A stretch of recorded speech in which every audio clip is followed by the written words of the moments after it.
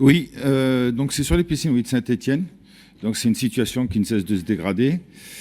Cette situation, donc celle des piscines dans notre ville, est vraiment devenue de plus en plus préoccupante.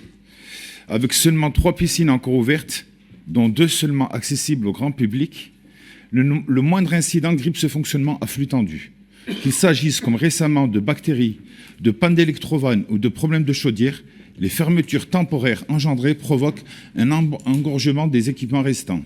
Le point critique a été atteint en novembre dernier, suite à 2 incidents distincts, faisant de la piscine Pierre Poty la seule à être ouverte dans tout Saint-Étienne et encore uniquement pour les scolaires et pour les clubs. Donc une telle situation n'est pas acceptable dans une ville de 170 000 habitants, bien sûr. Au regard des bienfaits d'une activité physique telle que la natation pour la santé et le bien-être, toute génération confondue, aucun Stéphanois ne devrait être privé de cette offre publique. À cet égard, il manque au moins un équipement supplémentaire ouvert au grand public afin de convenablement répartir la demande entre les piscines. Ce sont vos décisions successives qui ont conduit à cette situation. Le calendrier des fermetures que vous avez choisi a été mal anticipé. De même, suspendre les actions de maintenance hebdomadaire du parc existant était aussi une décision à courte vue. Il était en effet prévisible que ce début de maintenance pourrait engendrer de nouveaux incidents et donc de nouvelles fermetures. À plusieurs reprises, nous avons attiré votre attention sur cette situation problématique. Au moment de la fermeture de la piscine de Villebeuf, puis lors du lancement des travaux de Grouchy, notamment. À chaque fois, vous avez balayé d'un revers de main nos inquiétudes. Et pourtant, les conséquences sont bien là. Et ce sont les agents municipaux qui, sur le terrain, payent le prix de cette gestion défaillante. Ils sont en effet en première ligne pour faire face aux tensions avec des usagers excédés et à forte raison, par les fermetures intempestives et les mauvaises conditions d'accueil dans nos équipements.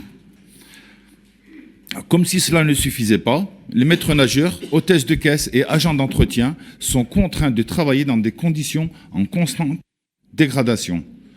Outre les redéploiements fréquents au gré des fermetures des sites et les heures supplémentaires qui se multiplient, ils évoquent une réelle inquiétude face aux risques sanitaires liés à l'utilisation excessive de chlore pour compenser l'apparition de bactéries, conséquence de la surfréquentation qui rend parfois l'air irrespirable. Depuis septembre dernier, ils se sont mobilisés pour obtenir des compensations.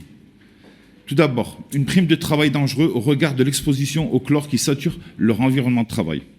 Ensuite, une prime de mobilité face au redéploiement à chaque fermeture temporaire d'un équipement. Et puis, une prime pour des journées de plus de 10 heures le samedi en raison de l'amplitude horaire sans commune mesure des agents des piscines tout au long de l'année.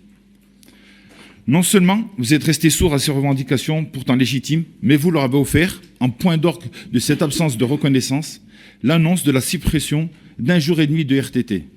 Cette décision, indigne dans ce contexte et profondément injuste, a naturellement provoqué la colère des syndicats.